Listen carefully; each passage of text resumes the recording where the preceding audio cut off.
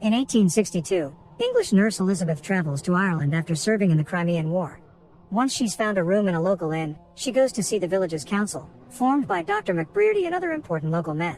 The story they have to tell is quite amazing. The O'Donnell family, who live outside the village, swear that their daughter hasn't eaten anything in 4 months yet she continues to be healthy. This has caused tourists and journalists to come from all over to visit the miraculous girl, and the council feels the village is being mocked in newspapers. Elizabeth will be working with Sister Michael to keep an eye on Anna in order to discover if there truly is a miracle going on or if it's all a trick. That said, it's forbidden to force Anna to eat, but she can be fed if she asks for it, which hasn't happened so far.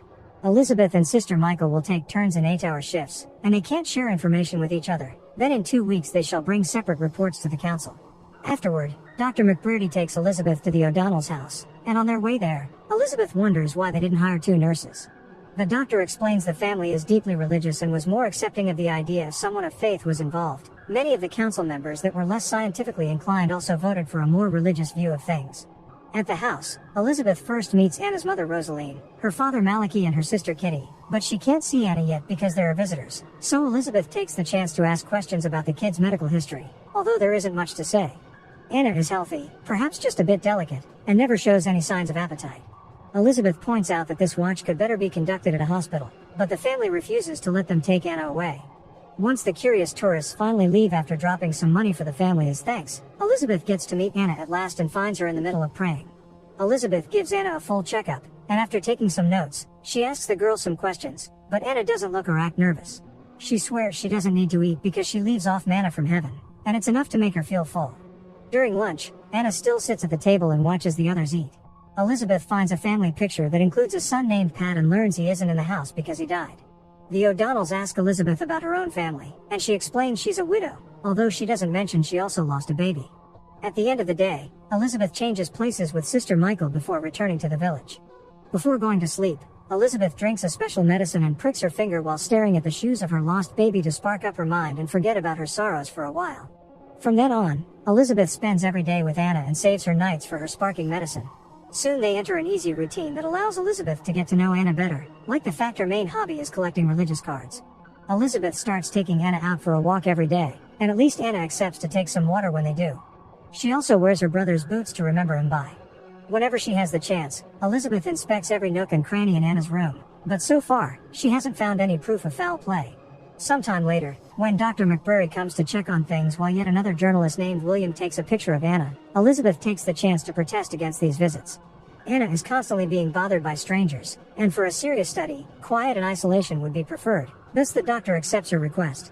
Later at the inn, William approaches Elizabeth to ask permission for an interview, but Elizabeth is firm on not allowing any strangers to visit Anna, and she refuses to answer any questions because of patient confidentiality. As time passes, Elizabeth continues to search for clues. She asks Kitty what was the last thing Anna ate and learns it was communion bread because she has her Holy Communion on the same day as her birthday, which the family considered a blessed day. Anna had stopped eating exactly when she turned 11. Elizabeth also asks Sister Michael to change shifts so she can watch Anna over the night and asks for a lamp to be brought to her room for better light. This is how she learns that every night Anna's parents come to say prayers with her, and part of this ritual includes Rosaline kissing Anna's mouth. While Anna sleeps, Elizabeth checks the bottom of one of Anna's treasures and accidentally breaks it, but it also allows her to find a lock of hair. The next morning, Elizabeth apologizes to Anna for the accident and confirms the hair used to belong to Pat, but when she asks Anna if she misses her brother, she only answers that sorrow is God's spade and it readies the ground. Also, since Anna keeps insisting on giving Elizabeth a nickname instead of calling her Mrs., Elizabeth decides to give her one in return. Anna doesn't like it at first because she feels like someone else, but after Elizabeth mentions a bunch of options, she uses Nan and Anna decides to keep that one.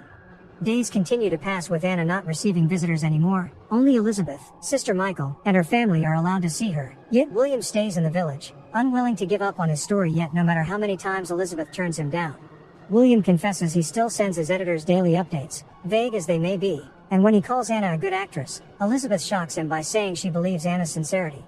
Elizabeth regularly checks Anna's health to take notes and doesn't mind telling her stories about the war when the girl asks, but Anna often disturbs her by replying with creepy imagery from the Bible.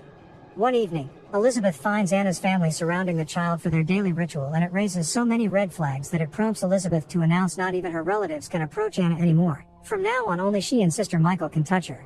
The family doesn't take this well, but they still continue to bring Anna her daily prayers by standing on the stairs. When William approaches Elizabeth again saying he could be the fresh eye she needs to crack the case, Elizabeth turns him down explaining she's keeping the family away and that should reveal the truth soon. Hearing this worries William because that means Anna won't be getting food for real now, and there's no way the family will confess because then they'll be either arrested or kicked out for concealment, conspiracy to fraud, and misrepresentation of God's will. Unfortunately, William's worries soon become a reality. The next time Elizabeth checks on Anna, she discovers she's lost a tooth. One afternoon, while Elizabeth is making her way back to the village, she's approached by Kitty for a little chat and finds out William used to live here as a kid before he left for London to study. His family died in the Great Famine after they locked themselves up in their house to avoid public humiliation, and William hadn't been there for them. When Elizabeth returns to the inn, she realizes William is the only that understands the grieving pain she's going through, and they end up getting together for the night. After they're done, Elizabeth explains she isn't actually a widow. When she lost her baby, her husband vanished, so in her eyes he may as well be dead. From then on, Elizabeth allows William to come to the daily walks with Anna, that way he can satisfy his curiosity without anyone else getting ideas about breaking the rules. For now though, William doesn't ask any intrusive questions and opts instead for sharing stories about all the countries he's visited for his job. Sadly, things don't get any better. Anna is getting weaker and is constantly tired. Elizabeth allows at least Kitty to enter the room again and has a talk with the parents, asking them to force Anna to eat, but they refuse because Anna made them promise on her birthday that they would never ask for such a thing. Desperate for help, Elizabeth goes to see Dr. McBrearty, but he pays no attention to her warnings because he sees this as a necessary experiment. As Anna gets worse every day, Elizabeth finally snaps and brings a medical hose to force feed Anna some soup. However, when she notices Anna is crying in pain, Elizabeth quickly takes it out and apologizes for her outburst. Anna understands and is so kind about it that when her mother asks what were those noises about, she doesn't snitch. One afternoon, Anna begins having trouble breathing while having the daily walk, but she refuses to go back to the house because she wants to show Elizabeth and William the little lake near her house that she calls the Holy Well. This extra effort makes her pass out, so Elizabeth rushes her back home, where Rosaline tries to indirectly ask her daughter if she wants food, but Anna still turns her down and promises she just needs to rest. From then on, Anna coughs often and has constant trouble breathing. Thus she begins moving around in a wheelchair brought by Dr. McBrearty. After a night spent comforting Anna because coughing wouldn't let her sleep, Elizabeth is having lunch on her own and her obsession with the case finally lets her have a revelation. She rushes to see Anna and tells her the sacred manna she thought she was consuming through God had been chewed food her mother fed her through the kisses during their rituals, but Anna refuses to see it as food. Because it was part of the ritual, it still counts as a holy secret, but Elizabeth will never understand because she doesn't share their beliefs. Even if the truth is out now, Anna refuses to receive food or those kisses again because she's been fasting on purpose to save her brother's soul. It turns out Pat took advantage of Anna since she was 9, calling it double love because she was both a sister and a wife to him. Rosaline blamed Anna for Pat's despicable actions and now Anna even admits she loved him too. That's why she's fasting. Usually religious fasting is only for a day or two, but Pat's soul must be terribly deep in hell for his actions. He died of a mysterious disease that Anna thinks was a sign of God's wrath, so she must make a sacrifice to save Pat's soul from damnation. Elizabeth tries to explain to Anna that nothing was her fault and how damaging can it be to think like that, but Anna is firm on her decision. When the time comes to present her report to the council, Elizabeth tells the men that Anna is dying and that her mother had been feeding her through those kisses like a bird.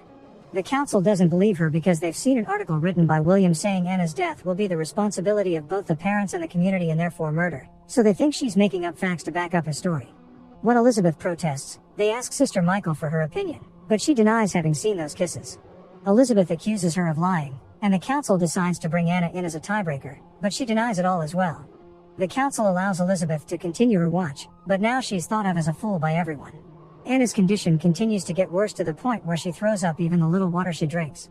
Elizabeth tries to reason with Rosaline, telling her to give those kisses to Anna again, but Rosaline refuses. She doesn't see this as losing Anna. She thinks she's working toward her and Pat's salvation. Rosaline is at peace because she's sure her children will go to heaven. On Sunday the family will be at Mass, so it's Elizabeth's last chance to do something. She asks William to help her kidnap Anna in order to save her life and William refuses because he thinks they should respect the parents' beliefs. Elizabeth finds this incredibly hypocritical because he had no trouble using the word murder in his article and points out that if William doesn't want to run away with them to start a new life as a family, he could at least help them reach the city safely. Moments later, Elizabeth begins taking fake notes in her notebook while the parents and Kitty leave for Mass. When Anna begins having the worst trouble breathing so far, she realizes her time has come, but Elizabeth approaches her with a new concept. She could let Anna die, but a new girl could be born from that sacrifice. A girl called Nan that is 9 years old again and never went through anything bad. Anna likes the sound of this because part of her would still go to God, So Elizabeth takes her on the verge of death to the holy well and guides her through a ritual where Anna closes her eyes and is unconscious for a few seconds.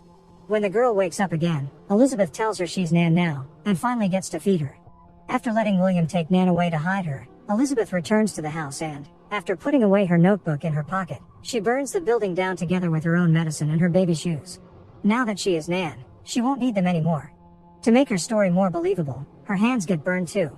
Sometime later, Elizabeth presents to the council her notebook with fake notes about Anna getting worse and dying naturally, explaining that the shock of Anna's death made Elizabeth so upset she accidentally knocked off the lamp and started the fire. The council is skeptical because a body couldn't be found, but since they have no evidence to accuse Elizabeth of anything, they let her go without payment for failing her task. Later, when Elizabeth is getting ready to leave the village, Sister Michael approaches her with the excuse that she wants to help her change her bandages.